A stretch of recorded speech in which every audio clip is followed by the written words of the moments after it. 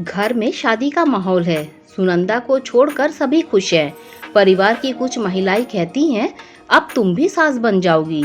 तब सुनंदा मुंह बनाकर अंदर अपने कमरे में चली जाती है।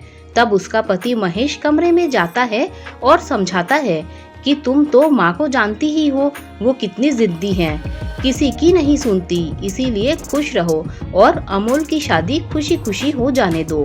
फिर वो सोचती है कि अब शादी तो हो रही है, रस्में भी निभानी है और अमोल मेरा इकलौता बेटा है।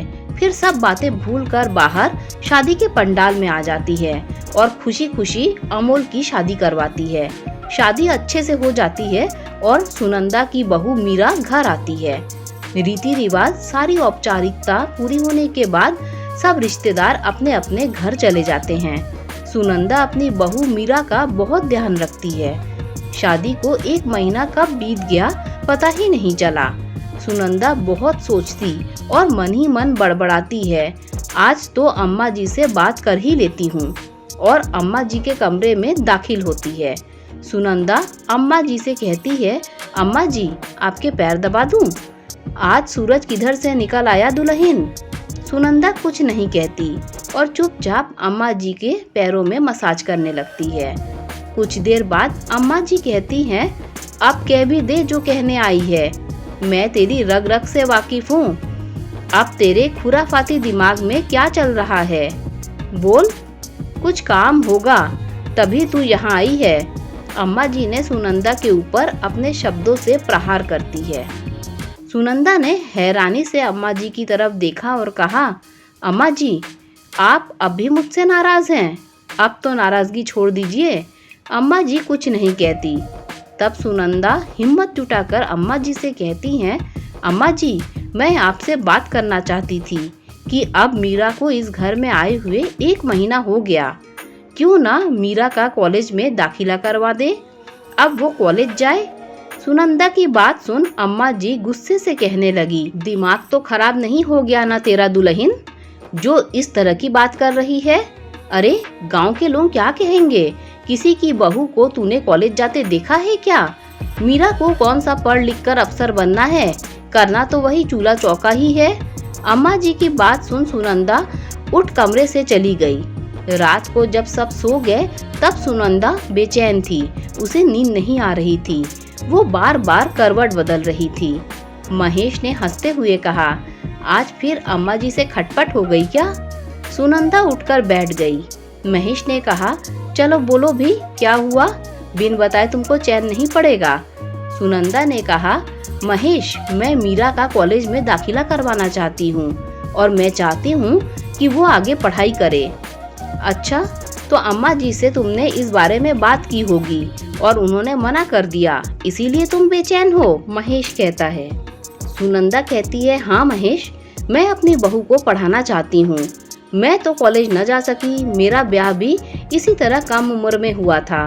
मैं भी पढ़ना चाहती थी पर अम्मा जी ने तब भी मना कर दिया था। देखो महेश, मैं इस शादी के खिलाफ थी। अभी दोनों बच्चों की उम्र ही क्या है, अमोल अभी 21 साल का है और मीरा 19 की है।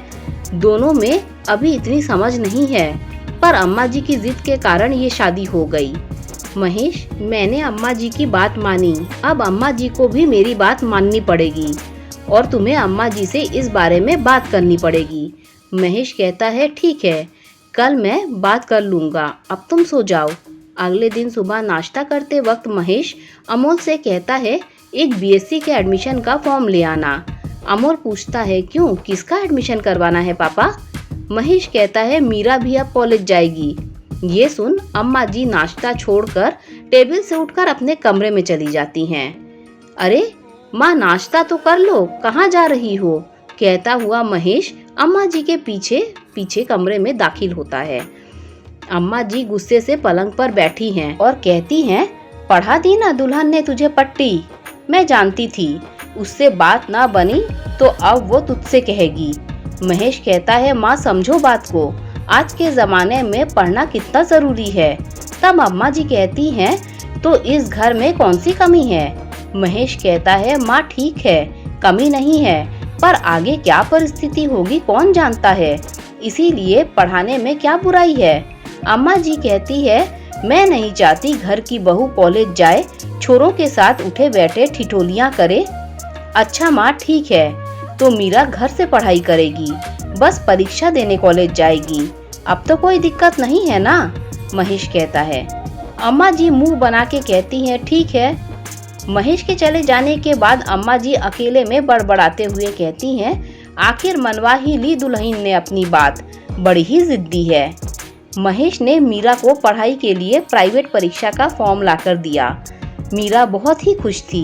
मीरा और अमोल दोनों की छोटी छोटी बातों में बहस चलती रहती, पर सुनंदा उन दोनों को समझा देती। दोनों साथ साथ पढ़ाई करते। अमोल मीरा से 2 साल आगे था।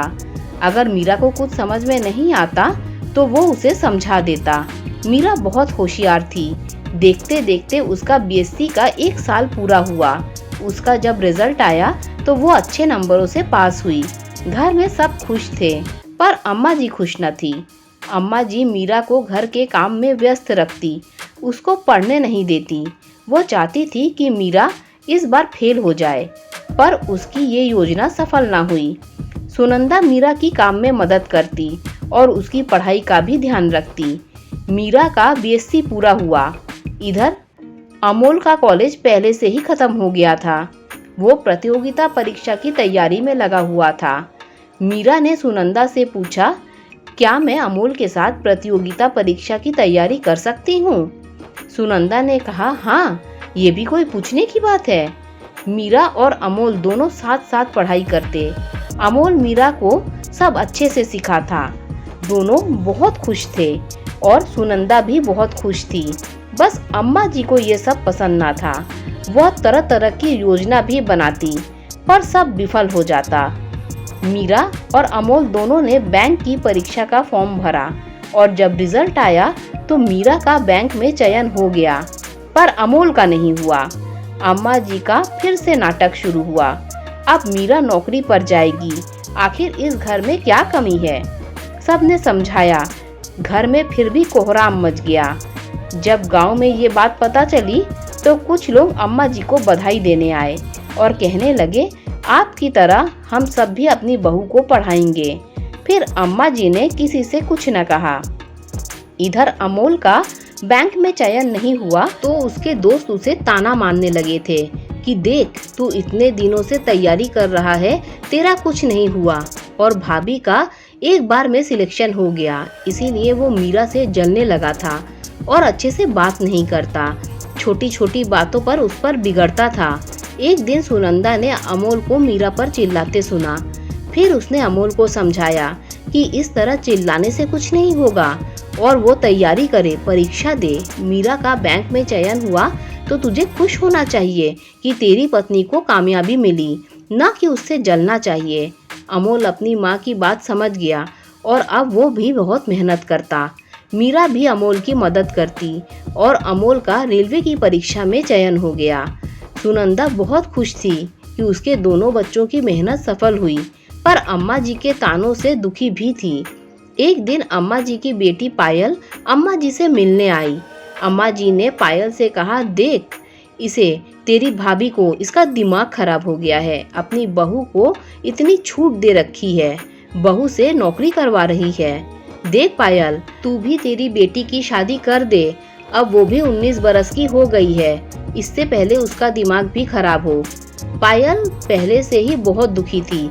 आज उसके दिल का गुबार फूट पड़ा। उसने अम्मा जी से कहा, माँ, तुमने मेरी जिंदगी तो खराब कर दी, अब क्या मेरी बेटी की भी जिंदगी खराब करना चाहती हो? इस पर अम्मा जी कहती हैं, क्या बकवास कर रही है तू? इतने बड़े घर में शादी की है, क्या कमी है तेरे पति के पास? पायल कहती है, आज तक आपको कुछ भी नहीं बताया मैंने कि मेरी हालत क्या है उस घर में। अम्मा जी घबराकर पूछती हैं, क्या हुआ पायल, मुझे बता अभी। अम्मा जी और सभी हैरानी से पायल को देख रहे थे। पायल ने कहा, आपने मेरी शादी कम उम्र में ही कर दी। मैं पढ़ना चाहती थी पर पढ़ने ना दिया। तुम्हारे शराबी दामाद ने सब कुछ, अपना घर, बिजनेस सब बर्बाद कर दिया। आज हम आर्थिक तंगी से गुजर रहे हैं। 2 वक्त का खाना भी मुश्किल से मिलता है। अब अगर मैं पढ़ी लिखी होती तो नौकरी कर 4 पैसे कमा लेती जो मेरी बेटी के काम आते। जो भी पैसे मैंने अपने पास छुपाकर जमा कर रखे हैं उससे अपनी बेटी को पढ़ाऊंगी, वो भी मीरा की तरह बनेगी। जो गलती तुमने की माँ, वो गलती मैं नहीं करूंगी। मेरी बेटी पढ़ेगी भी और नौकरी भी करेगी। और अपनी भाभी सुनंदा की तारीफ करते हुए कहती है, भाभी बहुत अच्छा किया आपने अपनी बहू को आगे बढ़ाकर। पायल अपनी माँ से कहती है, अच्छा माँ अब मैं चलती हूँ। अम्मा जी साड़ी के पल्लू से आंसू पोंछते हुए अपने कमरे में चली जाती है और महेश उनके पीछे पीछे कमरे में जाता है और कहता है, माँ तुम चिंता मत करो, मैं जमाई जी और पायल से बात करूँगा और पायल की समस्या दूर कर दूंगा।